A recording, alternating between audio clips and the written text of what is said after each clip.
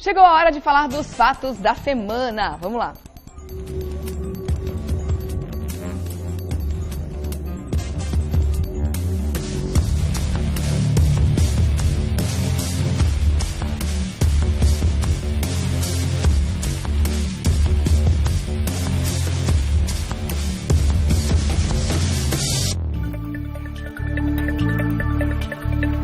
Estamos aqui trocando figurinhas, né, doutor Eduardo? Tudo bom, querido? Bom dia. Bom dia, bem-vindo. Né? Tem que trocar, né? A gente ficou mais uma semana sem se ver, né? É verdade, você melhorou. Sobra assunto. Zerou já, né? Tá tudo bem agora. Isso que é importante. Zerar, ainda falta, tipo, sei lá, uns 10%. Mas tá tudo belezinha já. Não vou falar que tô pronta pra outra, que eu não quero outra dessa nunca. Só o fato de voltar já tá de bom tamanho, né? É verdade. Meu querido, vamos falar de um assunto que muito me incomoda, que é o legado da Copa. Que Copa? Tivemos Copa aqui, não? Muita gente fica lembrando que o legado da Copa, muitas vezes, é o 7-1 que a gente tomou no último jogo, mas olha, tem coisa muito pior que isso, eu posso garantir a você, que são os investimentos furados. Eu considero furado porque tem tanta coisa mais importante pra gente fazer nesse país com essa grana que foi gasta, e o pior, tem dinheiro parado em todos os cantos do país, dando muito prejuízo para a população ainda, né, doutor Eduardo? Por que a gente resolveu falar desse assunto hoje, antes de você começar o seu pensamento? Porque está fazendo um ano da Copa do Mundo, né, do início da Copa do Mundo. E aí, o que ficou de importante para a gente? O que ficou de interessante para que a gente use efetivamente no nosso dia a dia? O que melhorou a nossa vida, economicamente falando, foi legal para o país? Em relação à estrutura, foi bom? Antes de você comentar, eu queria chamar, a gente colocou aqui também um professor, deixa eu ver onde é que está aqui o VT, cadê? Aqui. É um especialista, né? É o Rodrigo Galo, ele é professor de pós-graduação em ciência política da Fundação de Sociologia e Política de São Paulo. Vamos ver a opinião dele a respeito desse assunto, depois a gente volta para comentar aqui no estúdio, veja aí. Bom, depois de um ano do início da Copa do Brasil, Copa do Mundo do Brasil, a gente consegue verificar que muita coisa que foi prometido para esse evento esportivo ainda não ficou pronto. Então nós temos estádios que já apresentam problemas de infraestrutura, nós temos obras viárias que não ficaram prontas, nós tivemos aqui em São Paulo, por exemplo, a promessa do trem que ligaria São Paulo ao Rio de Janeiro, e essas obras não saíram do papel ainda. Então se a gente for parar para refletir no que aconteceu de um ano para cá, a gente tem um aumento de críticas em relação ao que foi o evento. Então o brasileiro questiona muito se valeu a pena ou não a realização da Copa. E isso, de uma certa forma, vai ter impacto no próximo ano. Nos próximos anos, inclusive. Nós vamos ter impactos para as eleições. Então nós teremos cada vez mais críticas, daqui até o período eleitoral, de que as obras não ficaram prontas, de que o dinheiro público foi desperdiçado. Então, no fim das contas, o tal do legado da Copa que tanto se falou, ele não chega da forma como a população esperava. Isso está ligado a duas coisas. A primeira é que, num momento como esse de crise econômica, é mais normal, é mais natural que se espere críticas quanto à posição do governo federal, dos governos estaduais e inclusive dos governos municipais em relação à Copa. Então há uma série de críticas que só são feitas porque a situação não é boa. Se nós vivêssemos num outro contexto, em que a economia cresce, em que há uma geração maior de empregos, as críticas seriam menores.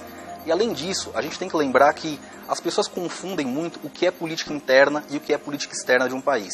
Então existem críticas do tipo, a Copa do Mundo não era prioridade. Mas a questão que a gente tem que fazer é prioridade para quem? Porque o Brasil, ele tem que dar conta, qualquer país, o Brasil, qualquer país, tem que dar conta do que é política interna e do que é política externa. A política interna diz respeito ao atendimento de necessidades básicas da população através de políticas públicas. A Copa do Mundo, ela entra em outro contexto, que é o contexto das políticas externas. Qual que é a importância de uma Copa do Mundo para o Brasil, como é de qualquer evento esportivo? É você projetar bem a imagem do país lá fora. Então as obras viárias, os estádios, eles foram construídos dentro desse contexto de política externa. E acho que nesse ponto, um ano depois, a gente consegue ver que o governo atingiu o objetivo. O turista estrangeiro veio para o Brasil e voltou para o seu país de origem elogiando a Copa. Isso quer dizer que, nesse sentido, o objetivo foi alcançado. O que tem que ser discutido agora, pensando já na Olimpíada, inclusive, como fazer para que os gastos da Olimpíada não sejam tão desperdiçados como foram os da Copa, para que o interesse de política externa seja atendido, mas para que também evite prejuízos que vão impactar no bolso do cidadão. Quero agradecer, então, o comentário do professor Rodrigo Galo e queria saber do doutor Eduardo se ele concorda com essa afirmação, se a gente tem algum saldo positivo para contar dessa história toda. Olha, eu vejo o legado da Copa que ficou no imaginário popular.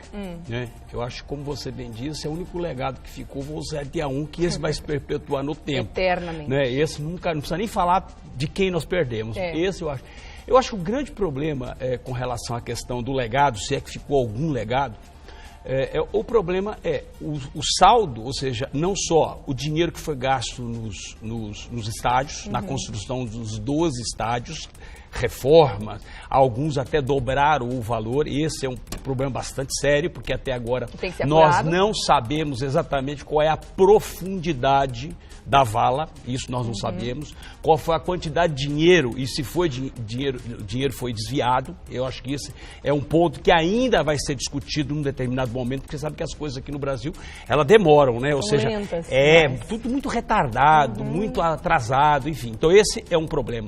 Eu acho que o problema sério, que também eu acho que vai se perpetuar e que vai demorar muito, é a conclusão das obras e aquelas obras que foram, na verdade, prometidas, né, que foram programadas, que se gastou dinheiro com o projeto e elas não saíram do papel.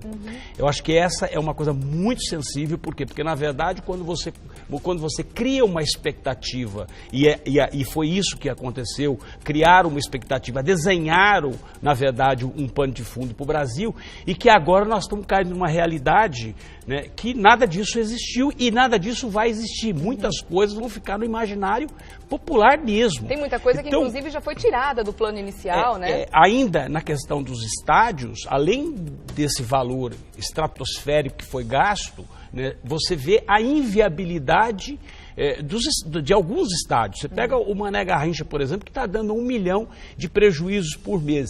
Você pega, se você fizer do bolso do Estado, que diz que está quebrado para a saúde, para os professores. Se você fizer uma radiografia em relação aos estádios, você vai perceber claramente de que poucos estão dando lucros e a grande maioria não começou a nem se pagar. Por exemplo, o Itaquerão. Itaquerão, eu fiz um cálculo aqui. Dentro do lucro que ele apresentou agora em 2014 para 2015, só para você ter ideia, ele levaria 90 anos consumindo todo o lucro na sua integralidade, sem manutenção, sem nada. Levaria 90 anos para pagar o estádio. E olha que o Itaquerão é um dos mais utilizados desde o final da Copa. Então esse é o problema. Depois você pega... Imagina os que tiveram 9 jogos em um ano, por exemplo, como é o caso de Manaus. Você pega o Maracanã, por exemplo, que deu 77 milhões de prejuízo. Né? Outros deram 6, outros deram... Enfim, então você vê a grande quantidade. Então esse é um problema constatado, ou seja, a inviabilidade de lucro para esses estádios.